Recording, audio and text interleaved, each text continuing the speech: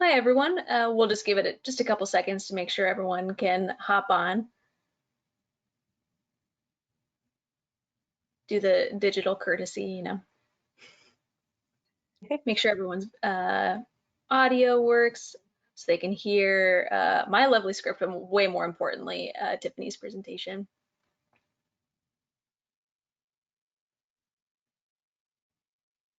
Cool, I think most are on.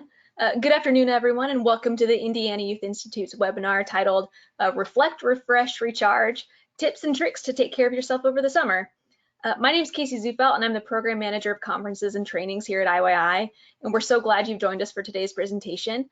We're grateful to have the chance to connect as a community of Indiana youth workers that remain committed to meeting the needs of our youth and children. For those who are not familiar with IYI, our mission is to improve the lives of all Indiana children by strengthening and connecting the people, organizations, and communities that are focused on kids and youth. Listed here, you can see the values that drive the work we do for Indiana youth. Before we begin, I'd actually like to share a few pointers that will help you engage with today's webinar. And Tiffany, if you can press go forward. Perfect. For any technical support issues, use the question section on the toolbar on the right side of the screen to send a message, and Erin Whitcomb, IYI's registration coordinator, who's behind the scenes, will assist you. If you can't see the toolbar, click on the orange arrow. We also encourage you to ask questions, so please use the question section for any you have, and we'll get to as many as possible. You will notice that on your control screen toolbar, you can download a copy of today's PowerPoint, as well as other resources provided by our data team. If you can't see the toolbar, again, click on that orange arrow. Later today, you will receive an email with a link to complete an evaluation of this webinar. Please take a few minutes to let us know what you thought about today's presentation. And if you don't receive the eval email, check your junk folder as it may have been directed there. Once you complete the evaluation, you'll be redirected to your certificate of participation. Like all of IYI's webinars, today's webinar will be posted on our website if you'd like to revisit a portion later or share the opportunity to listen in with partners. And wow, I am like clearly excited this morning. I now would like to introduce our speaker. Tiffany is a licensed social worker, advanced mind-body medicine practitioner, and works as the SEL and school culture specialist for Encompassing Education. Her work is driven by a passion for holistic services, educational neuroscience, and healing-centered engagement, and focuses on prioritizing mental well-being for all ages through connection, education, and collaboration across disciplines. She believes deeply in the power of community and is honored to serve the youth-serving agencies of Indiana. We look forward to today's presentation, so let's get started. Thanks, Tiffany.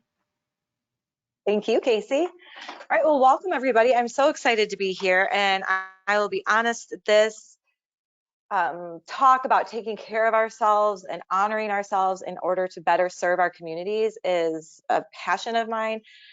So if I get going too fast, if I'm talking too fast or I gloss over something or you have questions, please don't hesitate to ask. And Erin and Casey are taking care of that for me so they can jump in, or we can take those questions at the end, whatever sort of makes sense for all of us here today. So welcome. I hope that you are somewhere comfortable as we talk about wellness today. And I want to start out by just a quick little activity that's going to help us remember why we came to the work that we came to, right? You heard Casey say I'm a licensed social worker. I'm a school social worker by license and by trade. And there are times in this field where I get so lost in the weeds, right, that I forget what brought me here, and I can get overwhelmed and tired and sad and all those things. So this brief little activity is just going to help serve as a reminder of why we're here.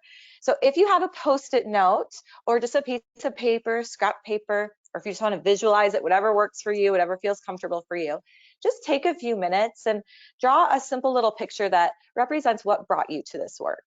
And as a person who is terrible at art and drawing, I just want to take that pressure right away from you. It's not, there's no grade. You don't even have to show it to anybody.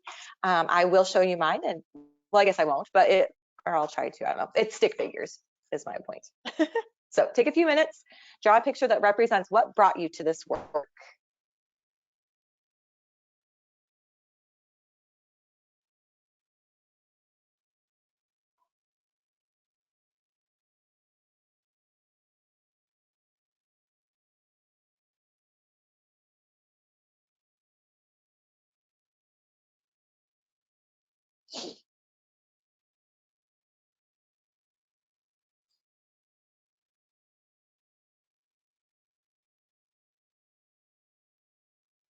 Okay. As you're finishing up yours, and you can certainly return to it, I'm gonna kind of talk you through my drawings and explain how this activity came to be for me. I had a boss at one point when I worked in community mental health who had us do that and had us take our sticky notes and put them on our computer. And it was very helpful, as I said, in those days where honestly all the admin stuff kind of got in the way of the actual work. So my kind of go-to drawing, I've done this activity a lot, and I always come back to this picture of a little boy. It's a little stick figure, and a broken heart, and he's unable to access what he needs to access at school. Because my very first experience, I worked as an instructional assistant in Lawrence Township decades ago, and I was still in college. I thought I wanted to be a teacher, and I was working with this little boy, and he came to school every day, and he was crying, and he couldn't access his learning brain. And I had asked a few people, I said, what's going on with this guy? And they said, well, he's in like his second placement in foster care. He had a lot going on outside of home. And I said, okay, well, how do we help him work through that so that he can learn? And at that time, Lawrence Township only had, I think, one social worker for the entire district. I went to school in Northern Indiana. We didn't even have school social workers back then. And so they said, well, we won't be able to get the social worker in here, but maybe we could put him in some classes with the speech language pathologist. And I was like, oh no, we're missing this opportunity for this kid, right? So I immediately, or soon after, went down to IUPUI and went back to school and got my MSW, and the rest is history, as they say. I did draw a second picture this time though, because my career shifted about 6 or 7 years ago. And what I found, I was working in a school, and I found that, well, I loved working with the kids. I was having more and more adults sitting on my couch in my office, and they were coming to me and they were just overwhelmed. They had the heart and the knowledge to do the work, but they didn't have the resources. They didn't have the time. They didn't have what they needed. And they were just struggling to serve the ever-growing needs of the youth that we served. And so my heart and my practice shifted, and I started working with the adults a little more, and kind of looking at, well, there's a lot of big picture stuff to focus on. My little area of expertise is that mental wellness and is that mental health. And so I've kind of shifted to taking care of the adults, which then in turn takes care of our kids. So I stick those on my computer to get, to be reminded of why I do this work and why it's important to me. And that might be something that helps you as you think about how we refresh and rejuvenate, not just in our personal lives, but in our career. When we do this kind of work, it's so easy to have high stress, burnout, empathic distress, especially over the past few years, right? And so that's what we want to talk about today. And my hope is just that we leave with a increased awareness of what those negative impacts are, and then learning the value of prioritizing things like rest, play, connection as activities that promote our brain health and just allow us to be happier, right? We're allowed to deserve to be happy, healthier, and even more productive people. So if I have administrators out there, this work, it has been shown to help with employee retention and productivity, because happy people, right, and connected people can serve their communities better and with more passion. And I know we all have the passion, or we wouldn't be here, right? But how do we keep it going while not losing ourselves? So we're going to talk about some of those strategies, and we're going to talk about some of the healthier things we can do if we do have downtime. I do still work full time during the summer, but my summer is way lighter than the school year. So I have some of that downtime right now too. And I'll be the first to admit that a lot of my strategies are a glass too many of wine, or overbooking myself to fit things in, or binge watching Netflix. And none of those are inherently bad, but we are going to talk about some of the other things that we might just sprinkle in and see how they serve us, and if they might take us into the new year or the new busy season feeling refreshed, and how we're going to keep that energy throughout the year, right? So that we don't come to this place of burnout at the end of each school year or season, depending on your profession. So just briefly, and we know this, there's a high prevalence of stress and burnout and empathic distress in workers in general. In fact, the World Health Organization says that they are seeing heightened rates of burnout each year. So 2019, 2020, 2021, we continue to get higher rates, with up to 79% of employees stating that they have experienced work-related stress, and nearly 3 in 5 are reporting negative impacts, which include lack of interest, motivation, lack of energy, lack of effort, and even cognitive weariness, emotional exhaustion, and physical fatigue. And that physical fatigue from 2019 to 2021, they've seen a 38% increase in American workers feeling physically tired from the work that they do.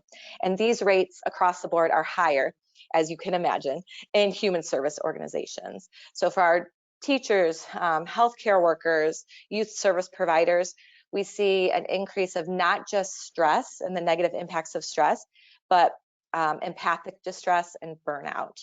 So we're going to talk about stress in a minute, but just kind of brief overview. Keep hearing me say empathic distress. We used to call it compassion fatigue. There's kind of a shift now in that language, simply because we know that we don't tire of compassion. Our compassion continues, but empathy can become wary, right? We can sort of lose that as we become more and more attuned to the suffering of others and we live in that space. It can be incredibly difficult. So we can have this empathic distress that is impacting our health, our well-being, our work life, and our personal life. And then burnout is, distinguished by 3 specific traits: that emotional exhaustion, so that's just that fatigue from carrying too much for too long, right? I don't have anything else to give. Depersonalization, which is that depletion of empathy and caring and compassion, right? I don't have it in me anymore. And then finally, that decreased sense of accomplishment. So feeling like nothing we do matters. And I can't imagine 3 more important things we need in the work that we do than being able to be present, being able to believe that we make a difference, right? And to have caring and compassion. So to lose those, to get to burnout, is really problematic. Again, for our health and for the work that we do. All right, let's talk about stress. So I should tell you, and I do this in every presentation, one day I'll learn. I'm going to sort of front load with sort of this is negative. Then the whole rest of our time is going to be strategies and tips and tricks and ideas, practices to feel better. Okay, but I think it's important we understand the why. So I don't know about you, but if someone tells me to take a deep breath, that doesn't work unless I'm really connecting to what's happening in my body with that breath and with that exercise, whatever the strategy might be, if that makes sense. Okay, so stress gets a bad rap, right? Stress isn't always bad. Stress is good for us. I'm a procrastinator, and you get that adrenaline boost from stress sometimes that helps you focus in on a project, and you find that you're really more productive as the deadline approaches. I don't love that about myself, but some of that does come from those brief moments of stress that then subside in a healthy and normal way, right? So there's positive stress that we're going to see an increase in heart rate. We're just going to go up and down, and then we're okay. We're not carrying the stress hormones in our body after the stressor is gone. Okay? And then there's tolerable stress, and this is a little more serious. Maybe we have more chronic stress. Maybe we aren't able to completely rid our bodies of the stress hormones like cortisol as we move through stressors. But when we have tolerable stress, we have protective factors in place. We have supportive relationships. We have strategies that can help us work through stressful times, even when we don't have control of the stressors around us. Okay? And then there's this toxic stress. And this is that prolonged activation of the stress response system without the protective factors. Right? And this can cause some real problems with children, with brain development, and with all of us. I'm losing my thought. having the stress response system or stress response right now. No, but in our long-term health outcomes, okay? So it can affect our brain function. We might have inflammation throughout our body when we have toxic stress, which can lead to disease. That increased heart rate, when that's chronic, when that's happening all the time, we're at higher risk for heart disease or a stroke or different things like that. Dementia can come from prolonged activation of stress. All right, so what's happening to our body when we're under stress? We're going to talk about our threat appraisal system and look at this very elaborate chart here that it beautifully points out the different emotions we might feel at each state, and then also what's happening physiologically in our body.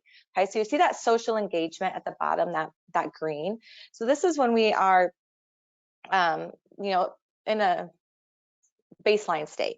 Okay, so we might just be calm, we might feel joy, we're open to new things, our systems are working the way they are meant to, we are digesting our food, we have immunity, our immune system is working well, and then there's something that might activate us, right? So a stressful or a stressor, okay? And then our body kicks into action for us, and it's going to move us into possibly that fight or flight, right? And in that fight or flight system, we might start to feel that panic, fear, anxiety, and also we're going to react. We're not going to respond. Okay, so if you see a bear in the woods, you're going to have your blood pressure is going to increase, your heart rate is going to start going, you're going to feel changes in temperature in your body, your eyes are going to focus in on the bear, and you have like tunnel vision to filter out anything besides the threat, and your body's just going to react. Okay, so you aren't going to think through it and be like, what should I do next? And then when the bear is gone, you're going to start to come back down into that social engagement piece or that baseline. Okay, and we see, so there's different ways we can kind of get that activate that calming process for ourselves. And we see animals do it all the time, right? When they shake, you see a dog have a little bit of a conflict and come back, and they literally shake that cortisol out of their body and re-engage that that calm, that rest and digest system. Okay? We can also go beyond fight and flight and end up in overwhelm or collapse, and that's our freeze. Okay, and that's where we're going to feel more of that withdrawn and shut down. Depression happens here, numbing. Okay, and so we can go up and down between these spaces, between these little blocks, several times a day. I just took a class this summer, and we tracked our autonomic nervous system state. So we put little dots where we were 6 different times a day. And I was surprised how much I went up and down. But that awareness is really helpful in knowing what my body needs and when I need it. So that's just something to kind of think about for yourself. We're going to talk about awareness in just a moment.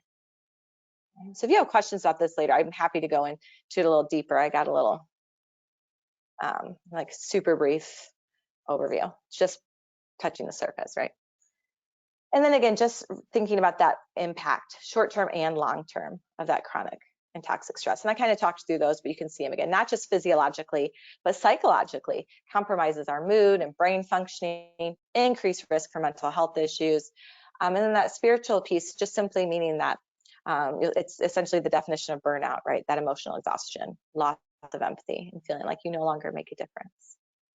So part of the reason, in addition to having all those adults in my couch, that I started looking at the adults, is my own father had early onset dementia in his early 50s, and he was an otherwise healthy, very healthy person, but the stress he carried was so intense, and his outlets just weren't there. He carried it for so long that I don't know for certain, but I believe it played a part in his diagnosis and ultimately his death. And I don't want that for anybody else. So I try to keep, that extreme example in mind as I move through this work.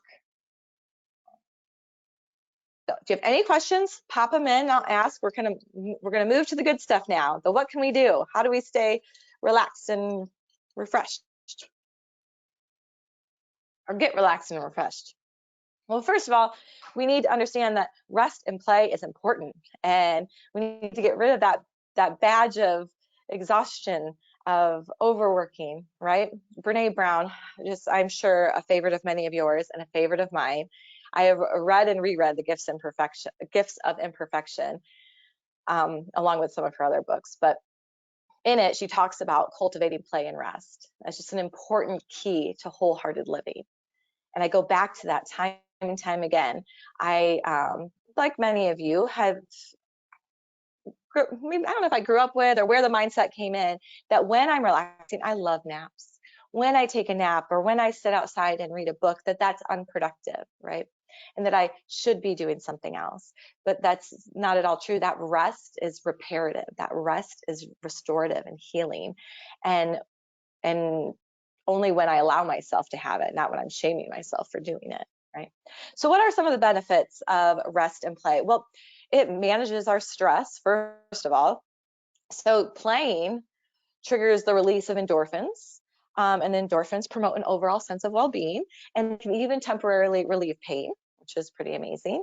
It refreshes our mind and body and improves our brain function, which is what we all want, right? Rest is, if not the most important, one of the most important things to brain function. Okay, so we have to try to get that sleep. And I am saying that as a person who sleeps horribly. So this is something I'm telling myself constantly and working on. But when we can get that rest in, it's incredibly restorative and helps our brain function immensely. And also play. When we play things like we complete puzzles or maybe we play chess or other kinds of games that challenge the brain, that can help prevent memory problems and again, improve that brain function. And then we have that social interaction as well. And we're going to talk about connection in a little bit. But that connection is really a key part of feeling rested and renewed as we go in and out of our days and seasons of life. It increases our energy. We kind of know that, right? Play, activity, boosts that energy. Rest does the same, right? It renews us. Encourages teamwork by improving relationships and your connection to others and having that social engagement. We really stress this for our kids, but it's really important as adults as well. And even being silly with one another sometimes can strengthen the relationship and open our minds to new things. Oops, sorry, my alarm went off. Okay, and then what else do we have? Activates creativity and innovation. So we know, right, we do this with our kids with whom we work, that if we color or we play a game, that we really start to see their imagination take over and they get very creative and innovative. Well, that's true for adults too. We just don't practice it. We just don't tune in as often. So anything we can do, and we're talking about specific ways to be creative in just a few minutes, but anything we can do to exercise that creative part of our brain, it's going to really help us not only feel better, but be more open-minded and connect with the people around us, including the youth that we serve.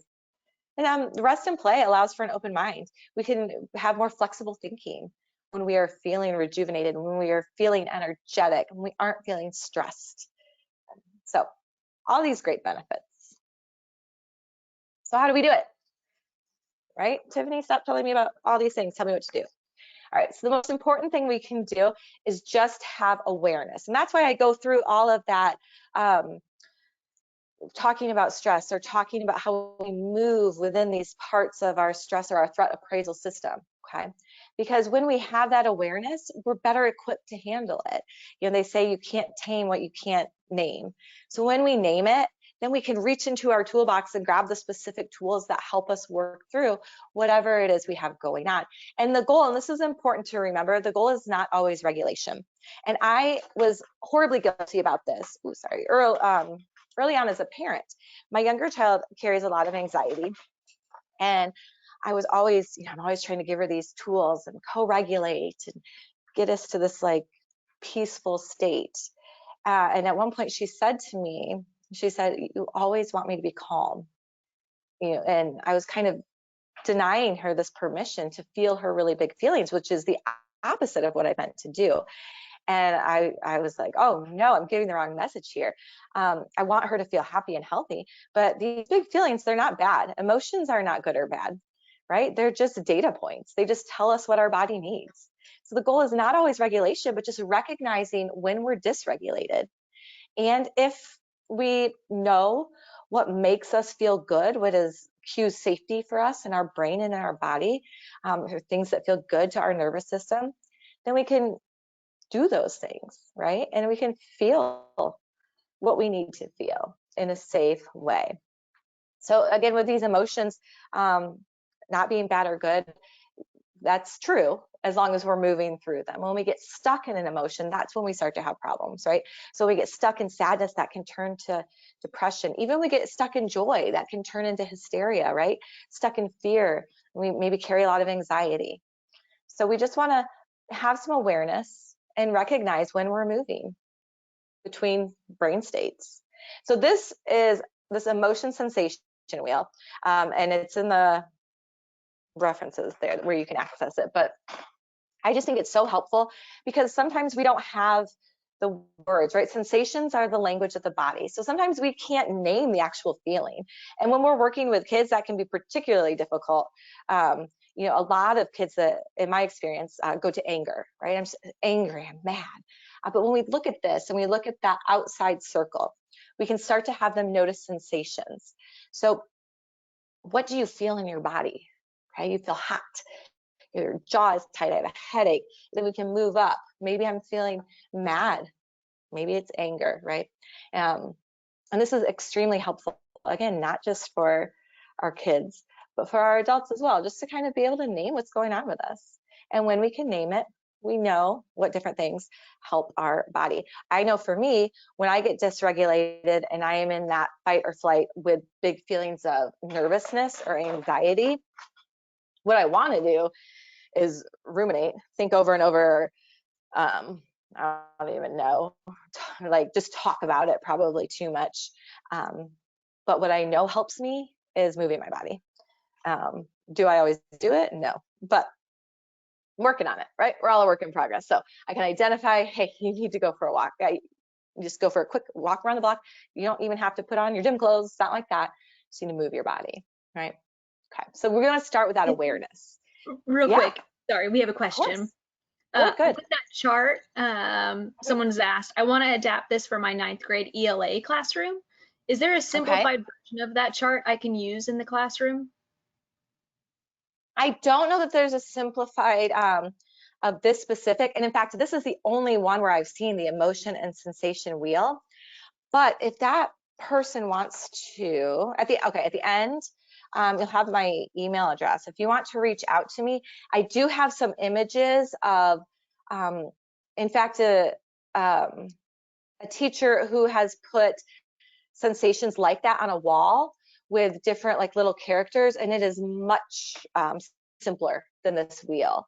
So you'll see my email address, tkrieger@encompassingeducation.com. You'll have it. Reach out to me and I will send you those images. And that would be a great place to start, if that's helpful. Thanks, Tiffany. Okay, you're welcome. Thanks for asking a question. I don't want to keep talking over anybody, so jump in anytime. Okay, and I'm glad that you said that too, because I go back and forth, right? I am really talking about restoration for us, but everything I'm talking about here, we can take to our kids. And when we're working on ourselves, we're modeling in a beautiful way what works, and I think that that can be incredibly helpful. I learn more from the strategies I do with my kids than I do, you know, once I start modeling what did I want them to do, I do it better for myself. Right. So there's another great book, and I can't quite reach it, but Burnout: The Secret to Unlocking the Stress Cycle. Okay, Emily and Amelia Nagoski. I highly recommend it. But if reading isn't your thing, or reading books about stress during your downtime isn't your thing, that's okay. There's a great podcast episode on Unlocking Us with Brene Brown, and that quote there is from that particular episode, and you will get a great takeaway just from that 1 hour conversation, in which they talk about how the stress itself is what is killing us faster than the stressor will. Okay, so we know we are surrounded by stressors of which we have little control, And that can just be overwhelming, and it can lead to burnout so quickly when we feel like nothing we do matters. But if we can, while we fight the big fight, at the system level, I'm not negating that need, but if we can also manage our daily stressors in our body by releasing the actual stress hormones, then we're going to be healthier and more able to not only engage with the people around us, but to continue to advocate in a meaningful way. And so what they talk about in this podcast and in this book is that we have stress cycles, but we have so many stressors during a day, especially in work like ours, that we move in and out of the stressor. I'm a school social worker, so I've felt like I'm putting out fires everywhere all day.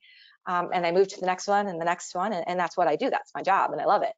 But at the end of the day, I am still carrying remnants of the actual stress in my body. Okay? So I have to do something to complete that cycle, to remove those hormones from the body so that I don't have that toxic or chronic stress. So I don't have those negative outcomes. So in their book and in this episode, they talk about the 7 most effective ways of completing the stress cycles, okay, and healing your brain and your body and helping to move forward. The fastest way to complete a stress cycle is physical activity. I think we know that intuitively, but it's important to note that doesn't mean, again, that doesn't mean you even have to throw on your workout clothes and run 5 miles. Okay, I can't do that. It can be as any movement of your body.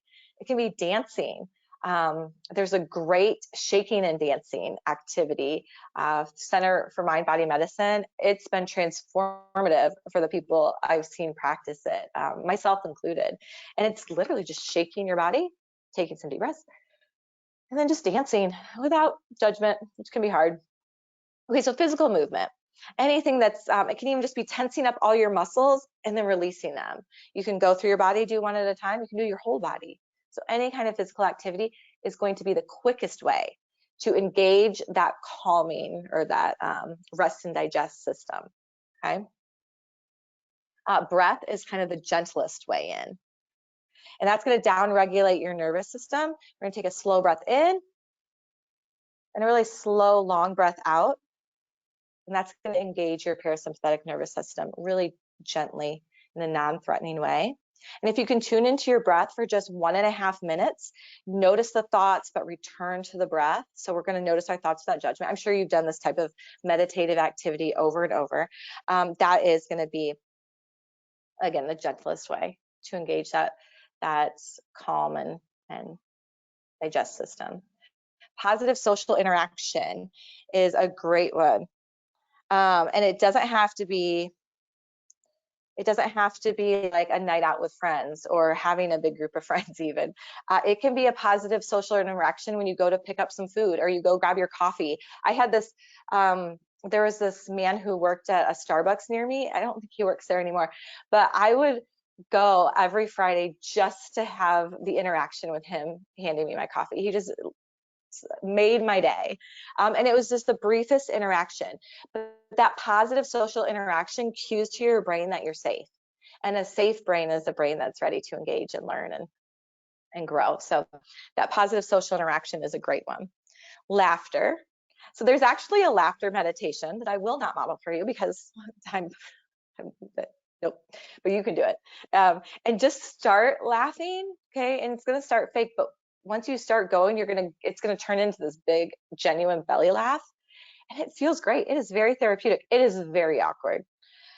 So maybe try it a few times. But if you do it with kids, if you work with little kids, then it works pretty quickly because they just giggle and then you giggle and it's so much fun. But we can get laughter in other ways as well, right? We can get laughter by watching something funny or great dad jokes and things like that. I think it's in this podcast, they say that shame is a universal experience and laughter is a universal language. So, we want to really hold on to that laughter when we can. And what a great way to release the stress without having to think about it or talk about it, right? Sometimes you just want to move the actual stressor away from your brain, and that's okay. Affection, a 20-second hug in a safe and trusting context can be as effective as jogging a couple of miles, which I think is amazing.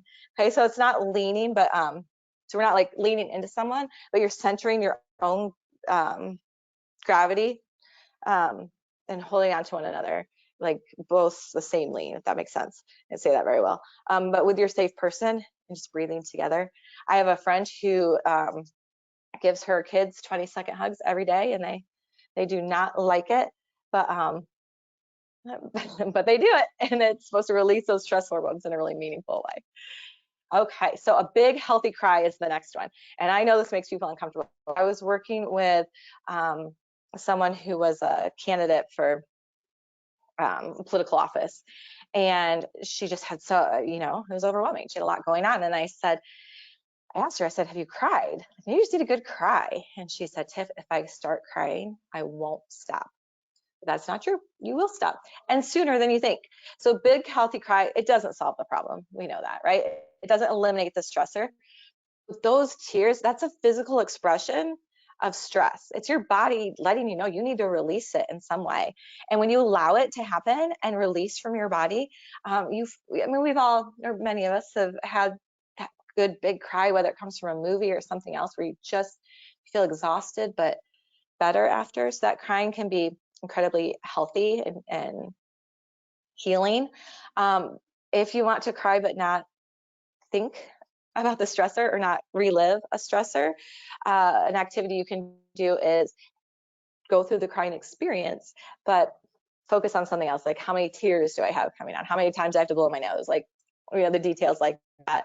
The crying will still give you that release, and then you aren't ruminating like you might.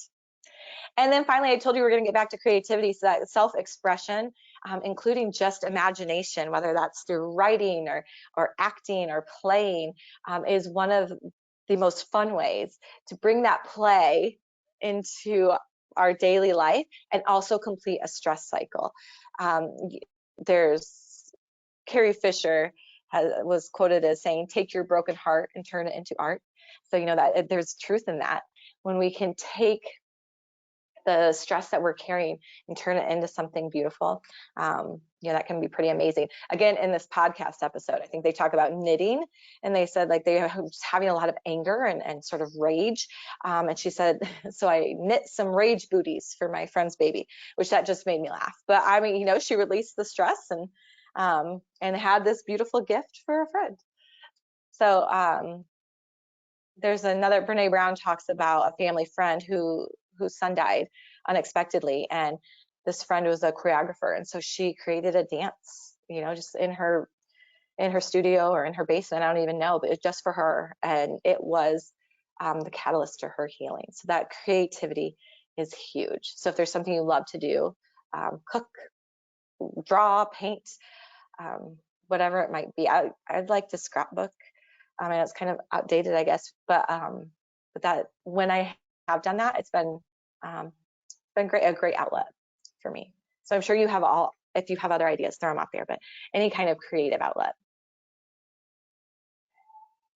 So there are some other things that we can do, and this is especially good during our downtime, because we're going to strengthen what's called our vagal tone, and I'll explain that in a minute.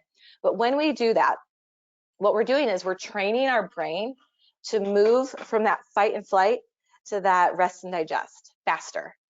Okay, so we're going to be able to feel better faster, and who doesn't want to do that, right? So these are things. Now, what I like about downtime, again, my summers are much more flexible. So my professor from my class this summer, she's like, I want you guys to all try something you wouldn't try otherwise. You have a little extra time, like what can you try that maybe makes you feel a little uncomfortable, and so some of these things are activities for me. Cold exposure, and again, I'll talk about that in a minute. I also, I'm going to try pickleball. I'm not artistic, I'm not athletic, but we're going to try pickleball. I'm nervous and excited. We'll see. Maybe it'll work, maybe it won't, but we'll know, right? So we're going to experiment with some different things. And I don't even know what it's called, but the floating, like in the salt floats, that's the other thing I've challenged myself to try this summer. So as you look through this or think of things on your own, maybe think about what you might challenge yourself to try to see if it is helpful. Okay, so let's talk about vagal tone. So the vagus nerve connects your brain to many important parts of your body, okay, including your gut. So stress impacts gut health quite a bit, and gut health impacts our brain health, and it goes back and forth. And so the vagus nerve contributes then to a variety of functions, including slowing the heart rate. And so vagal tone then, so that was the vagus nerve. So vagal tone is that internal biological process that represents the activity of your vagus nerve. And the higher your vagal tone, the better you feel mentally and physically. So the more you practice it, the more you like, it's not a muscle, but you tone that muscle, right? Tone that nerve. The faster your body is gonna take that signal that it's time to rest and be able to put it into practice. And so this is really powerful because it means that we have some control. And so often we feel as though we don't. And so we can be empowered to take these little small steps to strengthen our vagal tone to give us big results down the road. So what are they? Cold exposure. So this is one that I've started doing. I'm sure you've, or maybe, I don't know if you've seen people getting into like these cold, like ice baths. That's one way you can go. Cold showers is another one. I work with a therapist who uses that temperature change, the cold showers with her, the teenage boys she works with, because she said, it's just so hard to engage them in with her particular students with things like meditation or artwork or things like that. So her go-to are exercise and then that cold exposure. So that's something that she does with them. I've just started splashing my face every morning with cold water. And I feel a difference. It certainly energizes me, and it signals safety to me, which I would think it would sort of alarm me or alert me, but it's shifting for me. So that cold exposure. Probiotics, omega-3 fatty acids, which I don't know, aside from fish, I don't know, but you could look into that. Massage. So treat yourself to a massage because you must strengthen your vagal tone, and it is a part of you being a happy, healthy person and employee. Singing, humming, chanting, and gargling. So I never thought about it until I was starting to learn about this, that I hum all the time. I rock, which is another one, and I hum. And when I am kind of bordering on that anxious feeling, and I was like, oh, look at that. I mean, so a lot of these are intuitive, right? So just listen to your body. Our body tells us what it needs. We just aren't always great at listening. I'm not. Meditation, there's different kinds of meditation. It can be mindfulness, where you're just aware of the present moment. It can be expressive meditation, which is that shaking and dancing that we talked about. Or Brene Brown, again, she talks about using swimming as a meditation because she does bring in that breathing component to it. That's something that is helpful for her. I would think that might be expressive. And then there's concentrative meditation. So that can be just concentrating on a phrase. The Center for Mind and Body Medicine, the one we do the most is soft belly. So as you breathe in, you notice the softening of your belly. As you breathe in, you say soft. And as you breathe out, you say belly. And you do that for a few minutes. Prayers can be concentrative if that's something that is helpful or important to you. So there's a lot of different ways we can do that meditation, and it's strengthening that vagal tone. So it's going to become instinctual to go to these strategies when our body cues from the stress that we're carrying. Again, exercise, and that can look so many different ways. And then that deep, slow breathing, which can be meditation or just those big, deep breaths. Okay.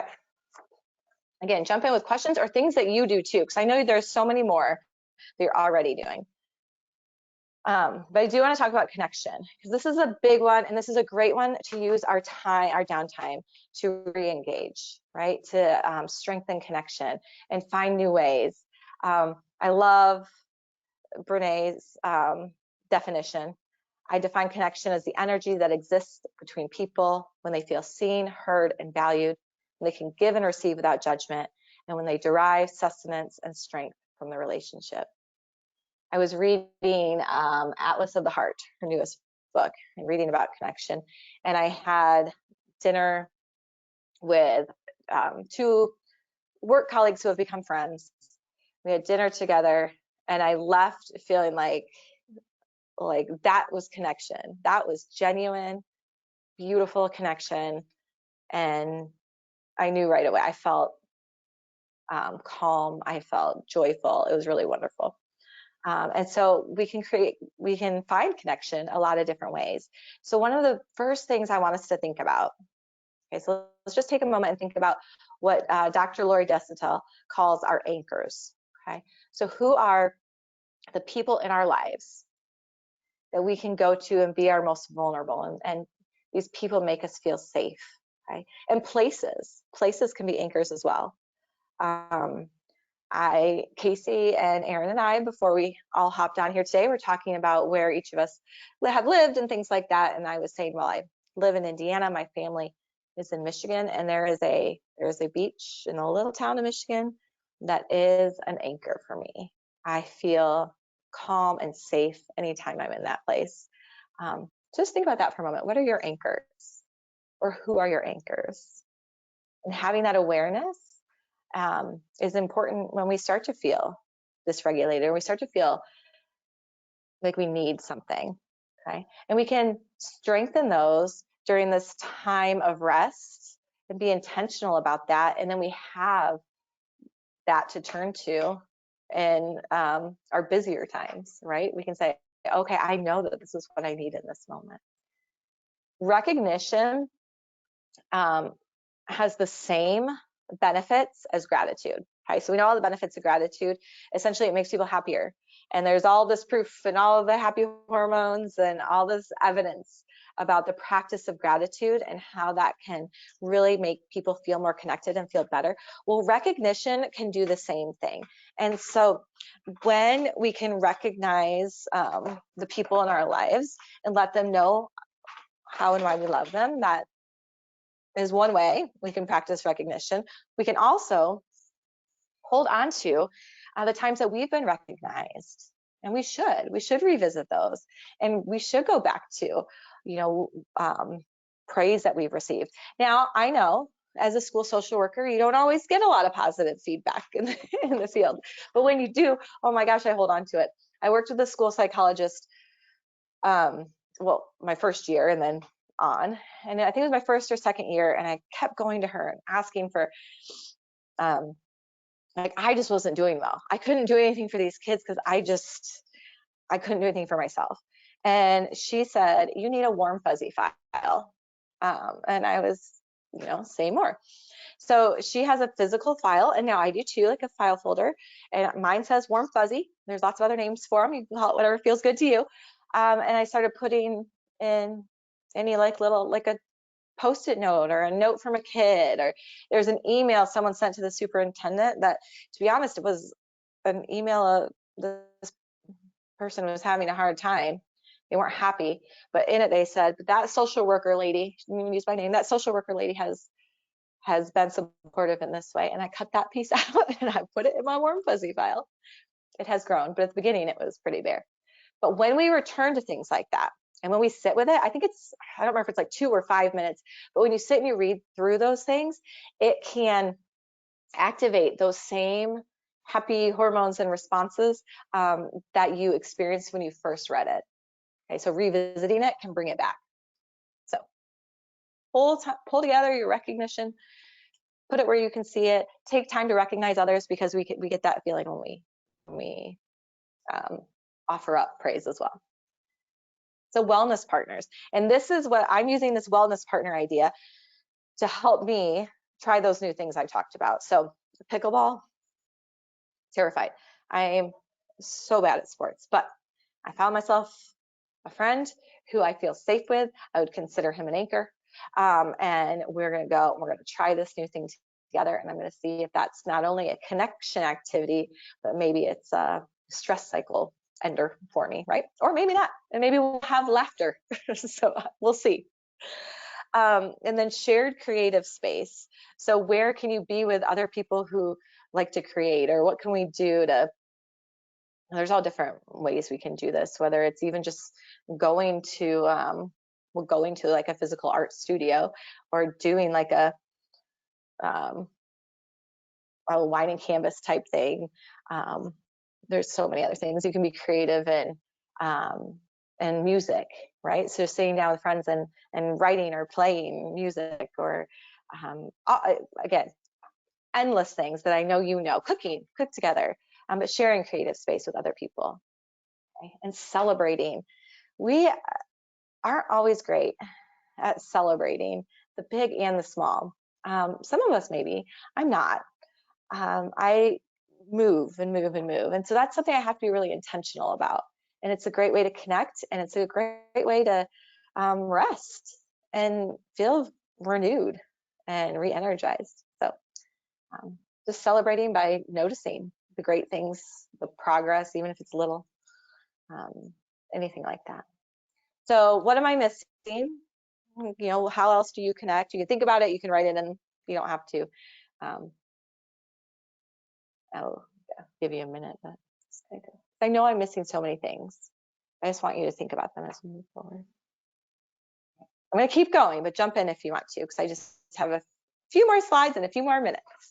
And I want to answer any questions if I can. All right, and this one is critically important and so great to practice when you have the time and the space to practice it, so that it becomes more of a habit, becomes more instinctual when we get into those busier times. Okay? So giving ourselves permission and grace. I've heard the word grace more since 2020 than I have ever in my whole life, but there's so many times where we just need to be kinder to ourselves, and know that we can't be all things to all people. But what we do have and what we can offer can be really beautiful. And when we know more, when we know better, we do better, all that. So where's a designated space and time, using, again, space as an anchor, where I can just unwind and giving myself permission to be there. Again, I talked about truly my, some of the things I love to do in the summer are napping and reading books out on the porch. I love that. My husband is a doer, okay? He loves projects. So he's putting up new door frames, and he's painting a room, and he's doing all these obviously productive things, right? That sometimes make me feel guilty or less than for choosing these other things. But the reality is, and my therapist helped me with this, if I'm being real honest, but I believe it's true. The reality is that my nap and my reading a book on the porch is also productive. It makes me feel calmer, safer, more attentive than when it's time to engage with the kids or family or do whatever else. And he's happy to do those things. He's not asking. He probably doesn't want my help. I'd probably hold him back. But just giving ourselves that space and time to honor the things that are important to us, and having self-compassion. Again, that's just one I'm not great at. Something that helps me, and I've seen help other people, is as we start to, well, let me say this, our brain is wired to seek the negative, okay? And our brain will lie to us, especially if you're someone who struggles with things like depression and anxiety. Our brain can tell us lies. And so we have to ask ourselves sometimes, is that true? Or is that my depression talking, right? We can even name her. You know, I don't want to say like a name that someone has, call you depression, but you know, we can name that little depression and say, is that them or is that me?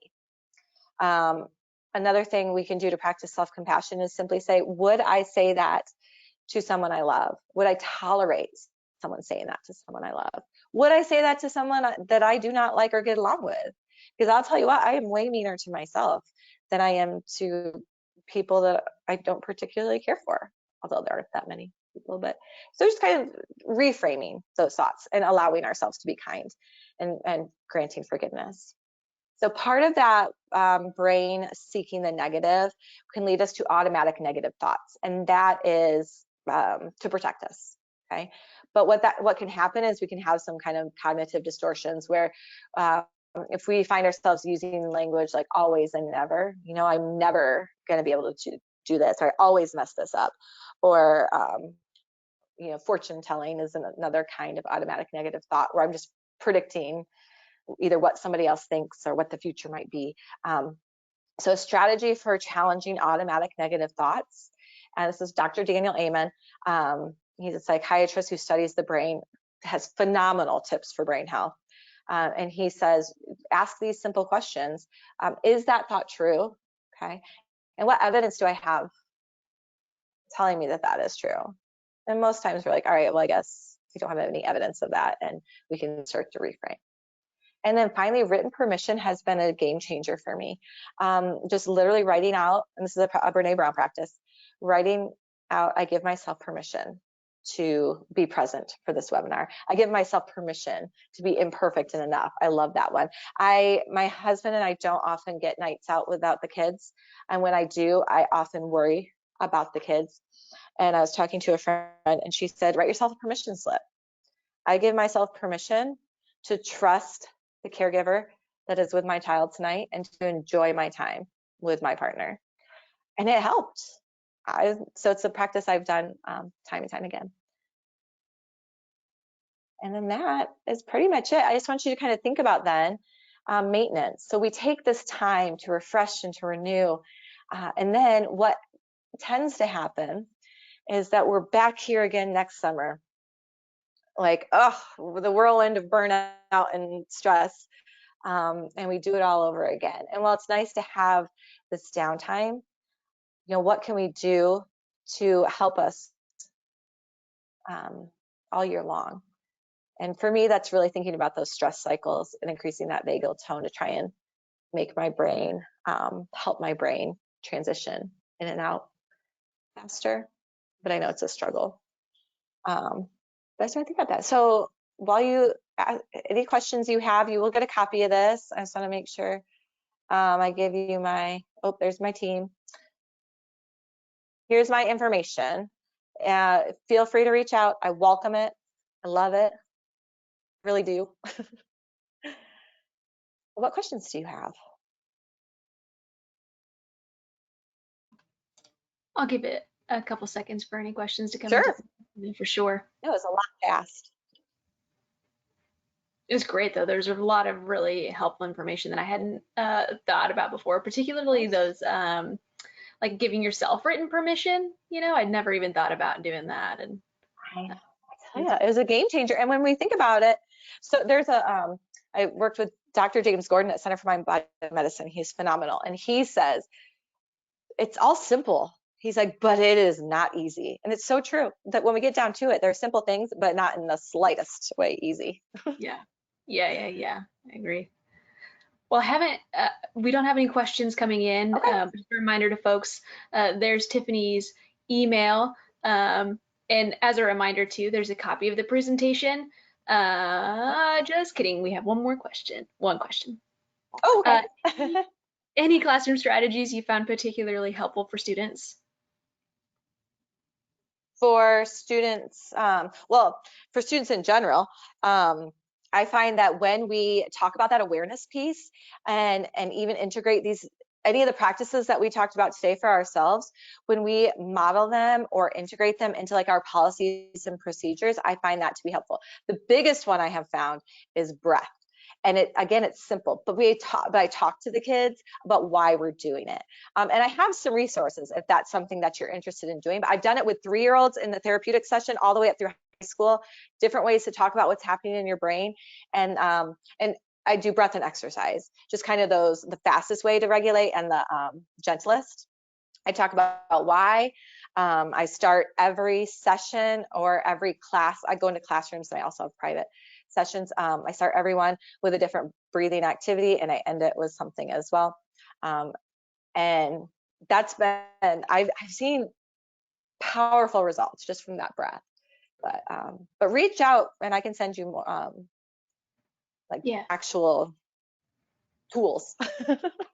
Cool. For the sake of time, for those who've also submitted a couple more questions, by all means, please reach out to Tiffany. As a reminder, and as you can see on the screen, a copy of the presentation PowerPoint can be found on the toolbar on the right of your screen to be downloaded. And be sure to receive the latest updates and opportunities by signing up for our IYI newsletter at www.iyy.org/newsletters. And Tiffany, if you'll go forward one slide. Within the next couple of months, we're also excited to be opening the registration for our 2022 Kids Count Conference to be held in person in November. We're really excited about that.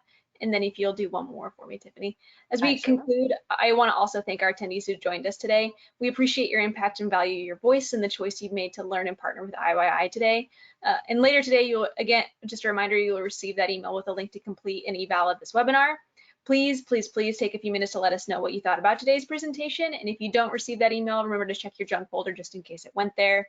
And again, once you complete that evaluation, you'll be redirected to your certificate of completion. That concludes our presentation, and on behalf of Indiana's youth, thank you again for showing up today and every day for Indiana youth. Thanks, Tiffany. Thank you. Thank you all so much. Bye all.